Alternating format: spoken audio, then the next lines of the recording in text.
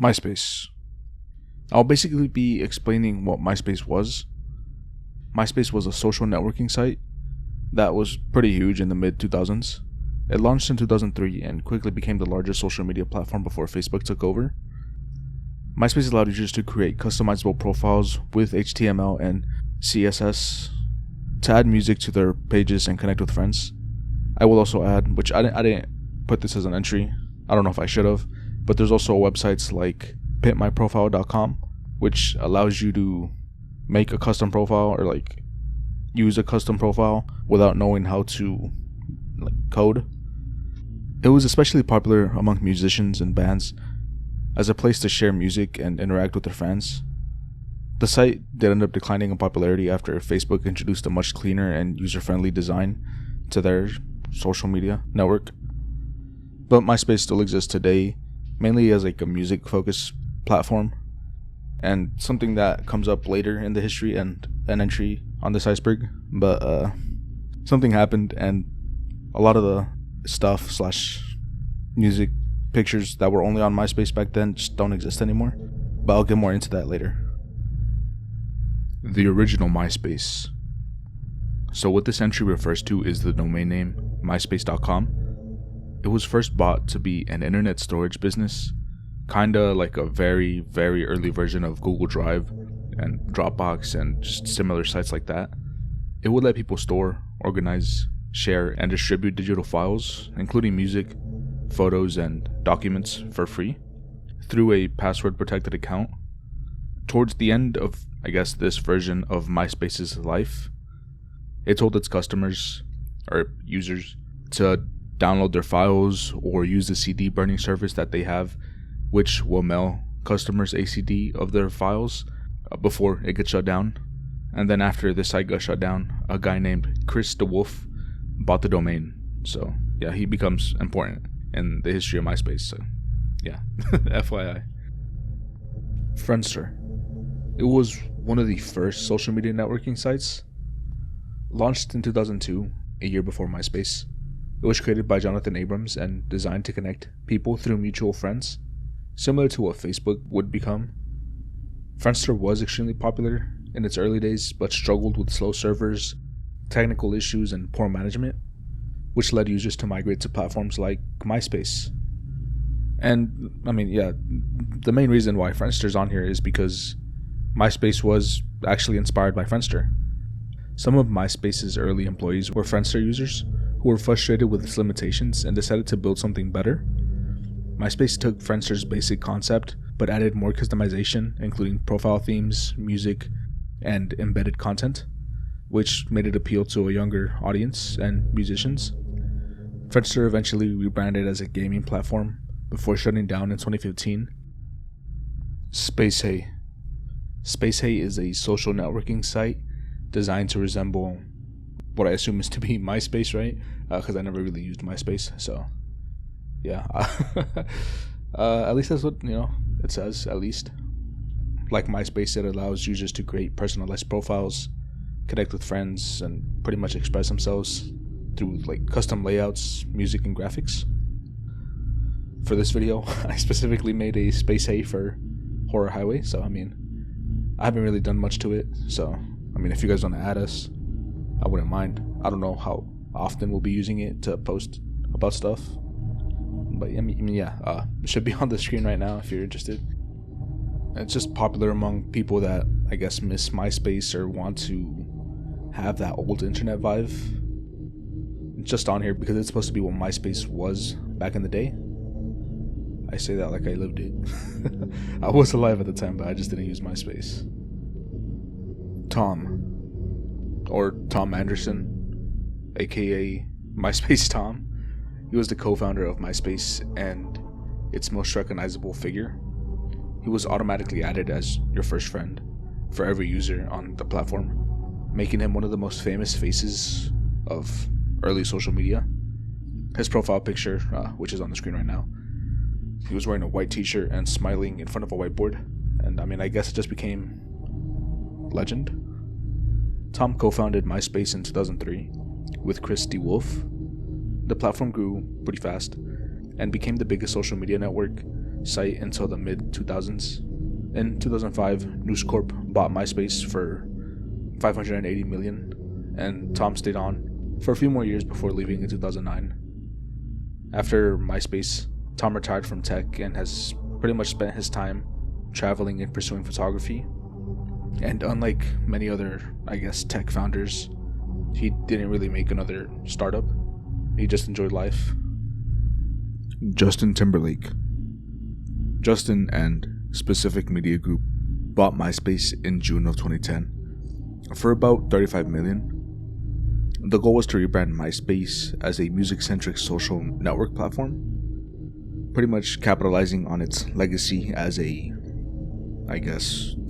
hub for musicians and bands. Justin Timberlake was seen as the face of the quote-unquote MySpace revival, with plans to make MySpace a platform for artists to connect with fans and share music. Justin Timberlake said in a statement, "There's a need for a place where fans can go to interact with their favorite entertainers, listen to music, watch videos, share and discover cool stuff, and just connect. MySpace has the potential to be that place."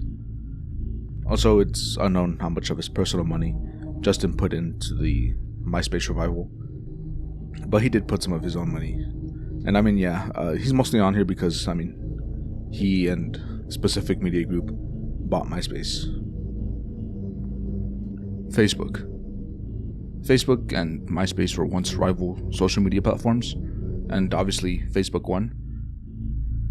MySpace launched in 2003 and became the most popular social media site of the mid-2000s, allowing obviously users to customize their profiles. In contrast, Facebook, founded in 2004 by Mark Zuckerberg, focused on a cleaner design, just more optimized, and initially only restricting it to college students. This gave Facebook a credibility of making it more professional and less chaotic compared to MySpace heavily customized profiles. At one point, MySpace had the chance to buy Facebook, but declined. And in 2004, Mark Zuckerberg reportedly went to MySpace's parent company, News Corp, seeking a buyout for around $75 million. MySpace were obviously confident in their dominance, and they basically saw Facebook as too small and unprofitable to be, competition or an investment. They also believed that their open and entertainment-focused approach was superior to Facebook's structured, minimalist platform. But, as we know, Facebook grew and pretty much overcame MySpace. Also, if you're interested, I did make a Facebook iceberg as well. That's what gave me the idea of a MySpace iceberg. So, if you're interested in that, go check it out. It should be linked in the description. And if not, the thumbnail's on the screen, so I guess just look for a video with that thumbnail. First Skrillex EP. My GOAT, Skrillex, real name, Sonny John Moore. He was the lead singer of a post-hardcore band, From First to Last.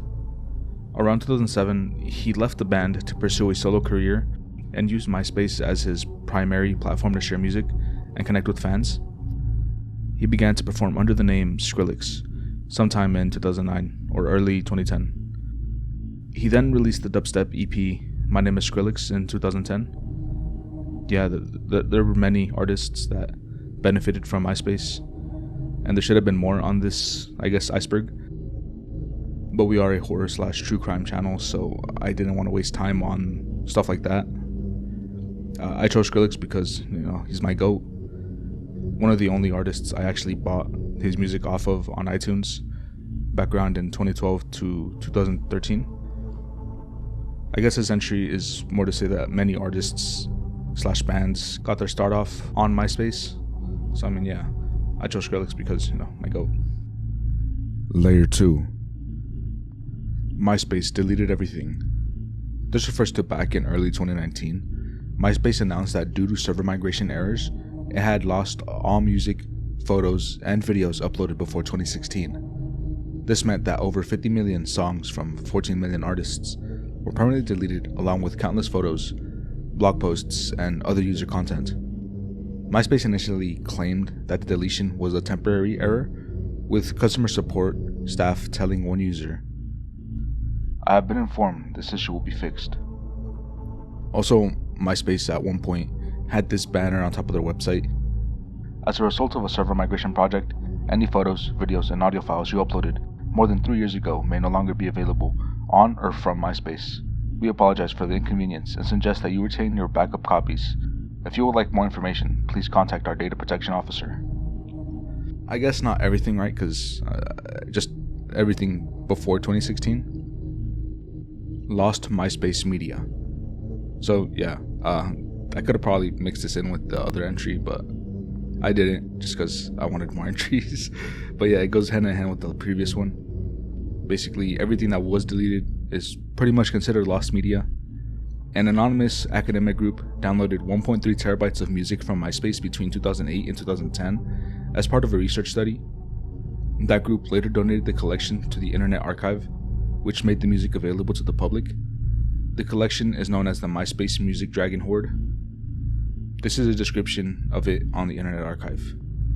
A wide-ranging collection of 490,000 MP3 files from MySpace.com, accomplished using unknown means by an anonymous academic study conducted between 2008 and 2010. These files are arranged by the file name assigned by MySpace Content Delivery Network, the key of which is the metadata.tsv file in this collection.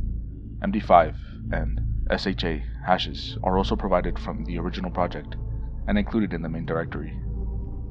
So yeah, pretty much everything that was deleted would be considered lost media. And I mean, thankfully this anonymous academic group downloaded some music for it. Like I said, the collection is known as MySpace Music Dragon Hoard. So I mean, if you guys want to check it out, I'll probably link that in the description. Scene. Oh jeez, hopefully I can do this right.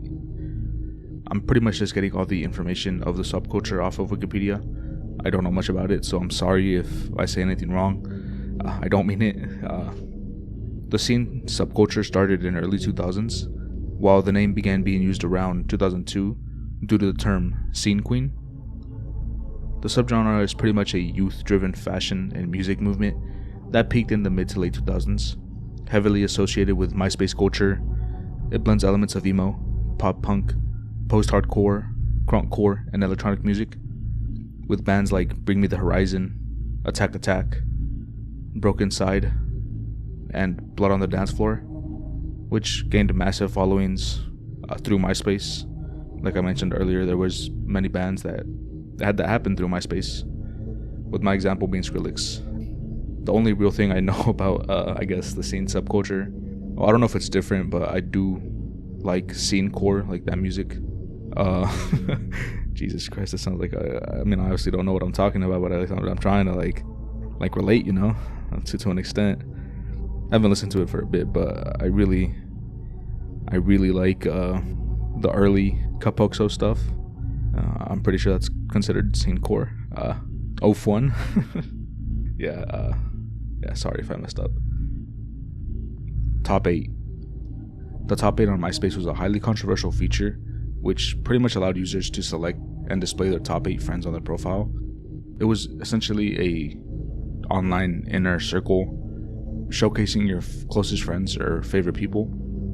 This obviously caused a bunch of conflicts between friends, family, or whatever, mutuals, because people would get upset that they were removed from someone's top 8s, or if they were ranked lower than someone.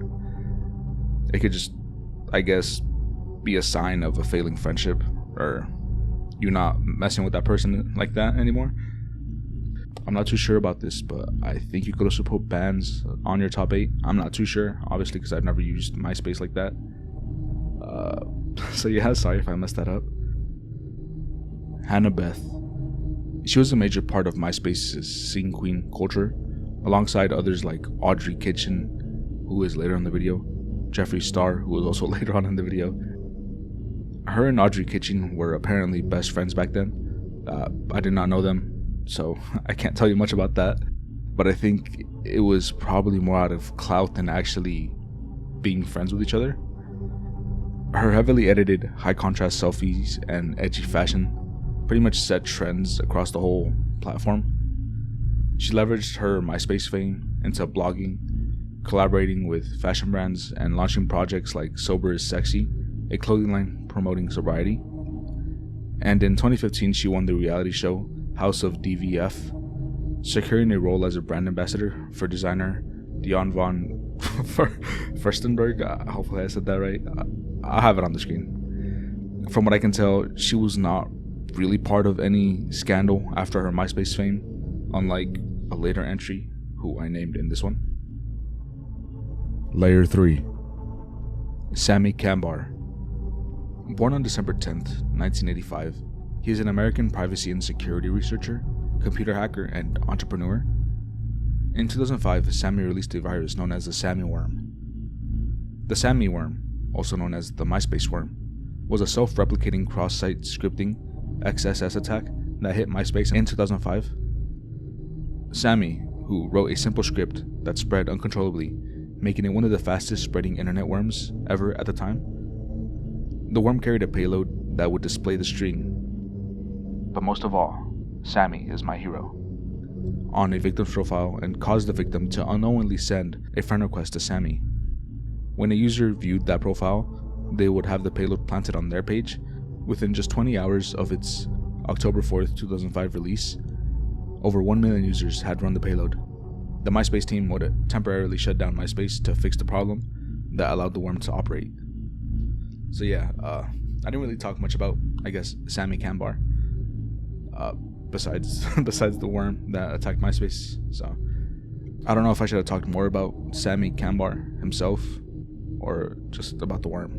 I chose just the worm because it's the only real thing connected to MySpace. Audrey Kitching. Again, I don't know much about the scene. From what I do know, Audrey Kitching was one of the biggest MySpace celebrities in the mid to late 2000s, known for her scene queen aesthetic, alternative fashion, and just influence on internet culture. Obviously, she gained fame through MySpace and became iconic among the scene community. After MySpace faded, Audrey Kitching reinvented herself as a spiritual influencer, launching a brand focused on crystals, astrology, and holistic wellness. She ran an online store selling crystals, tarot readings, and mystical accessories, capitalizing on the spiritual self-care trend. However, in 2019, she was accused of scamming customers, failing to deliver products, and mistreating employees. This led to a major backlash, damaging her reputation, and honestly the only reason why she is here on Layer 3 as opposed to Hanna Beth, who is on Layer 2. I believe she scammed customers by saying that she handcrafted these mystical items, right? And people would eventually find those same items on websites like Alibaba, etc. Yeah, I don't know much about her MySpace days, so sorry if you guys wanted me to talk more about that, but I don't know. I did find a lot of this info from the YouTuber on screen right now. I forget his name, but he should be on screen. Sorry. Check out his video. Yeah, I got a lot of info for Audrey Kitching. I got a decent amount of entries from him. He's got a lot of videos about MySpace. So yeah, shout out to him. National Emo Kid Beatdown Day. On or before the 30th of April 2006, MySpace user Hate Pants Bad had the idea of making 666 an Emo Kid Beatdown Day, or June 6, 2006. The earliest National Emo Kid Beatdown Day banner was included by someone named on MySpace Cool Guy Earl. There really isn't much info on this besides what I could find on Encyclopedia Dramatica. Take that with a grain of salt though. I tried YouTube and it's just people fighting, and Googling it, it's just a bunch of pages from before June 6, 2006. Also on Encyclopedia Dramatica, apparently a Filipino kid named Paul Clement was the first victim of National Emo Kid Beatdown Day, but again, take that with a grain of salt because it's Encyclopedia Dramatica and I'm not sure if it's true. This next part was also supposed to be its own entry, but I really couldn't find much info on him. And again, I also found this on Encyclopedia Dramatica, so I guess entry whatever this is 0.5, Jason Aula. It was a month since I wrote this list, so searching up his name doesn't really help. The only real thing I could find, again, I already mentioned it, I keep mentioning it, but I found that on Encyclopedia Dramatica. where he's connected to National Emo Kid Beatdown Day, so that's why I put him together. There's no credible evidence linking him to this, I guess, day.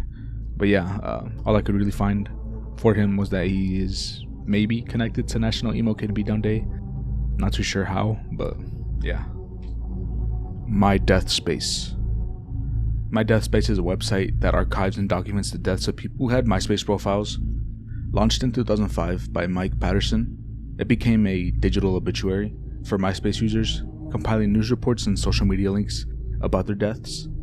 It is called Mydeathspace, but it also catalogs Facebook and Twitter users who have passed. The site collected and posted news articles, obituaries, and forum discussions about deceased MySpace users. It links the MySpace profiles of the deceased when available, allowing visitors to see the last posts, comments, and pictures.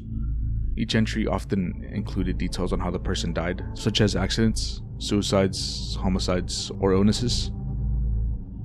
Jeffree Star. Jeffree Star is one of the most infamous and influential figures to emerge from MySpace. They became famous as a scene icon, musician, and later sold beauty cosmetics. He started as a MySpace personality, using the platform to build a following. With his bold appearance, shocking personality, and controversial takes, Jeffree Star was one of the most followed people on MySpace, gaining millions of friends with his bright pink hair, extreme makeup, and provocative posts. He's had moments of racism and misogynistic behavior, and in the past he has admitted to it and made public apologies. Jeffree Star was accused of racism due to derogatory remarks about minorities. He later apologized for the remarks. A satirical skit between Star and a drag queen was posted on MySpace, in which Star allegedly states he wants to throw battery acid on a black woman to lighten her hair so it would match her foundation. And in June 2020, Star apologized after images and an archive of his former website, Lipstick Nazi, resurfaced. The website features swastika alongside photos of Star engaging in self-harm. And in October 2020, report by journalist Kat Tenbarge, Star was accused of multiple instances of sexual assault, and paying $10,000 in hush money to accusers. An attorney for Star denied all these allegations, and leaked documents later appeared to show one of Star's accusers being paid $45,000 by a Jeffree Star cosmetics executive. Jeffree Star's sexual assault allegations. Star, who was around 22 years old at the time, sexually pursued a 17-year-old Arthur. Arthur accused Star of drugging him, performing non-consensual oral sex, and tasing him in 2009. There's a series of accusations made against Jeffree Star from the early 2000s that have come to light only recently. When he was a MySpace celebrity, the YouTuber allegedly groped men who were part of the inner circle and tasered others who didn't respond to his advances. He was only accused of paying men to date him. There's a bunch more about, I guess, him, but I'm trying to keep it decently short. But I mean, I don't know if I should have put him down lower or not, so I just left him on here. Layer 4. Jason Eula. Alright, so I know I said that I couldn't really find much on him on the National Emo Kid Beatdown Day entry, but I checked Encyclopedia Dramatica and I did find a bit more info on him, enough to make him his own entry, even though I did make him another entry, kind of. Also, this is from Encyclopedia Dramatica, so take that with a grain of salt. I'm pretty sure I've mentioned that already.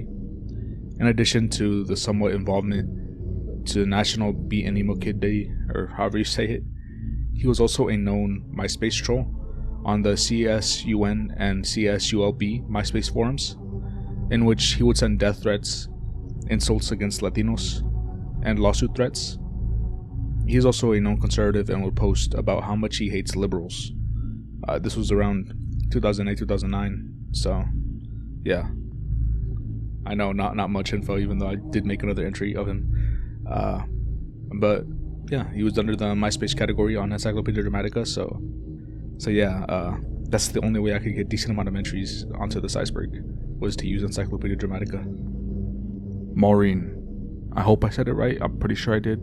So, I'm not sure how to start this one. The Encyclopedia Dramatica page that I got this from refers to Maureen as either a 17 or an 18-year-old girl. I'm not sure, but it does say that she is a PDF file. I am not going to read out what she posted on MySpace, but I'll leave it on screen for a bit if you want to pause and read it. I am going to summarize what they did say though. According to her PDF file MySpace group, she reached maturity at the age of 8, but at the age of 15 or 16, she was sexually assaulted by someone of her age. She also believes that pedophilia is a sexual orientation and another form of love on the basis that every relationship has abuse. She also apparently tutors grades 4 through 6 at a daycare. This was like around, MySpace time, so I hope she's not tutoring kids anymore if she does believe this, because she'd be like, what? That's pretty much what the entry is. Again, I got this from Encyclopedia Dramatica. And Hero. I've already talked about this on one of our 4chan icebergs, and people call this a meme, but I wouldn't really call this a meme since its origins are pretty fucked up. But again, 4chan does call it a meme. So 7th grader Mitchell Henderson committed number puzzle, and an article by the New York Times magazine from 2008 claims that no one really knows the reason why he committed that. Encyclopedia Dramatica says that his dad was a PDF file and would sexually assault him and do more messed up things, but I don't believe that. The dad did deny all of those allegations. His classmates even made a memorial page for him on MySpace, with one person leaving a heartfelt message about him, and instead of using a hero, they used an hero throughout their message. And somehow someone from /B found out about the page and decided to share it on /B. When the people that used B looked through both the memorial page and his personal page, they saw something about a lost iPod, and also paid attention to the person who used an in their heartfelt message. People speculated that he committed suicide because his dad sexually abused him, but we don't know. Eventually, the words "and hero" turned into a synonym for suicide. People would also harass Mitchell's parents by calling them and being extremely disrespectful. Stuff like pretending to be his ghost and to be let into their house. This apparently only lasted about a year and a half. Also, people decided to go to his grave and leave an iPod on it and take pictures of it and posted it on 4chan. Yeah, I don't know, bro. People are just pieces of shit. And Heroine. Obviously, with that name to the entry, you could guess that it's an offshoot of the N-Hero saying, but this is actually about a 17-year-old girl who died. Her name was Stephanie Michelle Brown. Stephanie Michelle Brown would dance nude only for a few days at the Atlantis Lounge in Lincoln Park. She was believed to have used an 18-year-old French driver's license to get hired there. As we know, she was 17 years old. And everyone that she worked with and her bosses were under the impression that she was 18 years old. And Atkins, who was another worker there, said that Stephanie would tell all of them that she was 18. Stephanie and one of the other girls who was working there, named Jamie Lynn Atkins, would end up leaving with 2 men, and throughout the night, Stephanie kept on doing more and more drugs, at least according to Atkins. They would eventually end up in a cheap motel with the men, and I'm not going to say what happens next, but I'm pretty sure you know what happens next. The men would eventually leave at 3 a.m. with the girls opting to stay in the hotel, and according to Atkins, Brown would snort the rest of the drugs that they had bought just to quote-unquote finish it up. And then a short while later, Atkins said that she heard a boom and found Brown passed out in the bathroom. Dr. Lee Havalti, hopefully I said that right, an assistant Wayne County medical examiner, testified that Brown, who was 5 feet 1 inch tall and weighed around 138 pounds, had alcohol, ecstasy, and a high concentration of cocaine in her system. An autopsy report lists cocaine overdose as the cause of death. I kind of shortened this entry, leaving out some things, but that was pretty much the story, obviously summarized. I got most of this from a news article by News Herald titled Sex, Drugs, and Lies, and it was posted on June 8th, 2007. I'll link it in the description or link a doc that has all the stuff on it if you're interested. The MySpace profile of Stephanie was originally posted on 420chan, where it didn't receive much attention until Anonymous brought it over to 4chan/B. The result was obviously what 4chan does. They thought it was funny and stuff like that, which quickly brought a raid onto her MySpace blogs as well as attacks upon a majority of her friends who had memorial profiles. The next part of this I got from Encyclopedia Dramatica, so I know I keep saying this, but just take it with a grain of salt. In retaliation to the blog raids, a number of Stephanie's friends came back screaming at the people from 4chan about how wrong and bad everyone was. Most of the messages consisted of angry ranting by people who were pissed that they were making fun of Brown, or people who were on /B would reply by stating that the truth was her own friends were the ones who had killed her through their ignorance and indifference in regard to her obvious cries for help. Of course, no one really cared about the junkie WHORE to start with, but it's still their fault. One of her friends, named Safonda, found her way on /B and started demanding that everyone show their face. Soon after, it was discovered that Safonda was the person who had sold her heroin that she OD'd on, and the reason she was attempting to piss in the ocean of piss was because of her own guilt. Predators. Like many social media sites, especially during the early days of the internet, there were many predators online. On this New York Times article I found from January 15th of 2008, it says that MySpace, the country's largest social media networking site, has agreed with the Attorney Generals of 49 states to take new steps to protect children from sexual predators on its site. It also agreed to lead a nationwide effort to develop technology to verify the ages and identities of internet users. Then, on another article from The Guardian, from February 4th, 2009, it says, social networking sites have been urged to do more to protect their young users after MySpace announced it had identified and removed about 90,000 registered sex offenders from its site in the last 2 years. Also on the Dallas Morning News, they made an article on June 28, 2006, talking about how a local radio host would create a fake profile pretending to be a 16-year-old girl, and then many predators would offer propositions to them. And so while pretending to be a 16-year-old girl, the radio hosts talked to a real 16-year-old girl online, or on MySpace, and they talked a lot that the real 16-year-old girl would eventually give them so much info that the radio hosts showed up to her and her mother's doorstep just to scare them. Again, obviously, the radio hosts were pretending to be a 16-year-old girl, and just to show that actual predators could pretend to be 16-year-old girls and do the same thing. The Mulberry 8, or the Victoria Lindsay beating. It was a pretty high-profile assault case that took place in Lakeland, Florida in 2008. It gained massive attention due to the brutal attack and the fact that it was filmed and uploaded to the internet, more specifically MySpace and YouTube. So what happened was, Victoria, Tori Lindsay, a 16-year-old high school student, was lured to a friend's house by a group of 6 teenage girls and 2 boys. When she arrived, the girls would ambush her and brutally beat her, targeting her head and face. They repeatedly slammed her into walls, punched her and kicked her for over 30 minutes. Like I said, the attack was filmed because the girls allegedly planned to post a video on MySpace and YouTube to humiliate her online. After the assault, Victoria was dumped in a car and threatened with further violence if she reported the attack.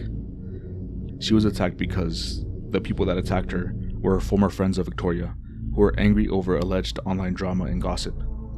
It was apparently due to jealousy, social media disputes, and personal conflicts that she was attacked. And some of the attackers also claimed that they wanted to make a viral video to boost their quote-unquote internet fame. I don't know why they choose to do that, but Victoria suffered from a concussion, loss of vision in one eye, although it was temporary, and multiple bruises and injuries. She was obviously left traumatized and later spoke out about the dangers of cyberbullying and physical violence. All 8 attackers were arrested and charged with battery and false imprisonment, but the 3 teens that took her in the car were also charged with felony kidnapping. All the attackers did plead guilty, obviously because there was video evidence, which played a major role in their persecution. I also want to add that there is a film inspired by the event called The Girls Fight, released on October 3rd, 2011, on Lifetime. And yeah, just something to add to this entry. Layer 5. Garry Francis Newman, a 50-year-old from Melbourne, Australia, who in 2007 was convicted of the murder of 15-year-old Carly Ryan. This was Australia's first known instance of a predator using an online persona to lure and kill a victim. Newman created a fake profile, online identity of Brandon Kane, an 18-year-old musician from Melbourne, and he befriended Carly on social media platforms like MySpace and VampireFreaks.com. Over 18 months, he groomed her and fostered an online relationship with her. In January of 2007, posing as Shane, Brandon's father, Newman met Carly in person, bringing gifts and attending her 15th birthday party. This obviously raised suspicions, leading to Carly's mother to monitor online interactions very closely. Despite all the precautions that they put in place, Newman lured Carly to a secluded beach in Port Elliot, South Australia, where he assaulted and murdered her on February 20th, 2007. The autopsy later revealed 19 separate injuries, with 6 to 8 of them being blows to the head, and the other cause of death was a combination of facial trauma, smothering, and drowning. It was also revealed cannabinoids in Ryan's bloodstream and beach sand in her esophagus. He was subsequently arrested, found guilty, and sentenced to life imprisonment with a 29-year non-parole period in response to the tragedy. Carly's mother, Sonia Ryan, established the Carly Ryan Foundation in 2010 to promote online safety and advocate for legal reforms. These efforts led to the enactment of Carly's Law in Australia, targeting online predators who misrepresent their age to minors. Hughstan Schilicker. In February 6, 2008, 15-year-old Hughstan Schilicker from Mesa, Arizona, fatally shot his father, Ted Schilicker, in the back of the head. The incident occurred after his father restricted his internet access, particularly to MySpace, which Hughstan described as his outlet. In response to the restriction, he took a .22 caliber rifle, approached his father from behind while he was sitting on his recliner, and shot him in the back of the head. When the police arrived, they found Hughstan acting eerily calm. He reportedly asked officers, "Can we clean this place up before my mom gets home? I don't want her to come home and see my dad dead." The law enforcement that were there were shocked because of how calm the response was. Hughstan was immediately arrested and charged with first-degree murder. During his questioning, he admitted to the crime, saying he was angry after losing access to MySpace and felt that his father was too strict, and that was the reason why he shot him. Which, Jesus Christ, bro. Internet brain rot back then. I don't know if I should be making a joke about that, but Jesus Christ. Joshua Anson Ballard. He was a 17-year-old from Mission Viejo, California, and posted this on his MySpace page on November 29th, 2005. "Do me a favor. Call the police to this address. The picture's on screen. I'm not going to say the address though. Tell them to go down the hall to the bathroom. I'm so sorry." He tragically took his own life shortly thereafter, and was found by one of the mom of his friends. TBH, there's barely anything known about this case other than what I talk about. He would shoot himself in the head with a gun 15 minutes after posting the message. And the only other thing for this case that I could find was about 2 days later, a website, YTMND, short for "You're the Man Now, Dog," found out about it and basically made fun of Joshua's death. YTMND is described by Wikipedia as an online community centered on the creation of hosted memetic web pages, known within the community as fads, YTMNDs, or sites, featuring a juxtaposition of an image, still or short animation, centered or titled along with the optional large zooming text and looping sound file. Images and sound files used in YTMNDs are usually either created or edited by users. YTMND is generally considered to be a humor website, owning its tone and culture to the original YTMND and its early imitators. Again, there's little to nothing known about this. Like I said, there isn't much known about the case. I've searched just like one mention of him on The Guardian page, and it just says that he took his own life. There is a Find a Grave page for him, the Know Your Meme page for him, and obviously the Encyclopedia Dramatica page for him, which that's where I got it from. The two pages just really talk about YTMND and, making fun of him pretty much. Megan Meier. She was a 13-year-old girl from Dardenne Prairie, Missouri, who tragically died in 2016 due to a cruel cyberbullying hoax on MySpace. Her story became one of the first widely known cases of online harassment leading to suicide, which caused nationwide discussions about cyberbullying laws, internet safety, and online accountability. From the 3rd grade in 2001 and 2002, Meier had told her mother that she wanted to end herself.